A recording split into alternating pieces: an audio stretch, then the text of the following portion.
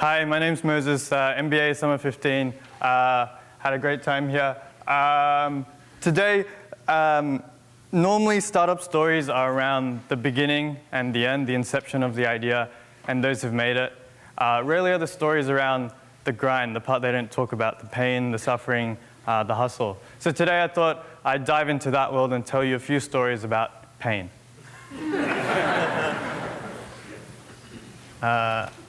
The first one starts at Cal. So often investors ask me, how do you know the people you know in Indonesia? I'm not from there originally, but we have unique access to government, to banks, to big family conglomerates. And my answer is often unique access, network, family. But the real answer starts here at Cal. And it started when when we decided we wanted to do Indonesia. I found every Indonesian name I could find in the alumni directory and at Cal, and I sent 100 emails. 6 replied. I met 4 of them. Out of that 4, 1 introduced me to his roommate. His roommate introduced me to his father. His father introduced me to 3 Cal alum in Indonesia. And I followed a very simple rule I was taught before, which is at every meeting, ask who else can I talk to. And from there, that's how I know everyone.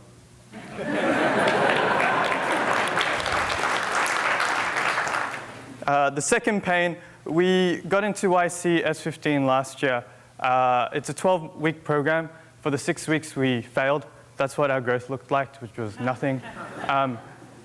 And lots of reasons why we failed. But I flew back from Asia, and I sat down with Justin Khan, who sold Twitch for $1 billion to Amazon in 2014. And I said, hey, we're failing. But here's 3 ideas I think we could do. He looked at me and said, it'd be sick if you built Venmo for Indonesia. And I said, yeah, it would be sick. So he said, do you have any questions? I said, no, I guess we've got to execute. And that's for us where the hustle began. A week later, our whole team moved to Indonesia. 2 weeks later, we had an MVP that was out in market, and we were pounding the pavement trying to get people to download. We were acquiring people, 10 people at a time per day. But the difference came when we started noticing scammers coming on, which is the kind of customer you want.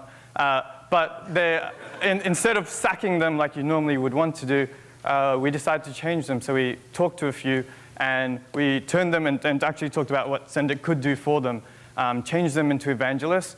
And around their Christmas week, or their vision of Christmas, we got them to help us post to their Facebook and Twitter. And then this happened. So within 6 weeks from that point on, we were doing lots of manual processes. As I said, we made an app in 2 weeks, so it was a bit shit. But we're working 20 hours a day, 7 days a week.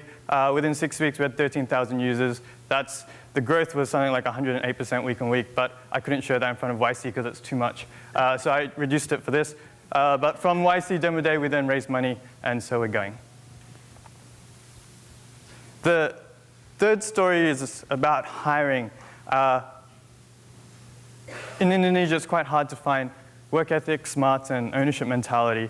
And I was trying to apply to get internet, which is quite an ordeal. I was being told to go to different places. No one could really help me. And someone said, oh, technician will come on Tuesday. Tuesday comes around, technician doesn't come.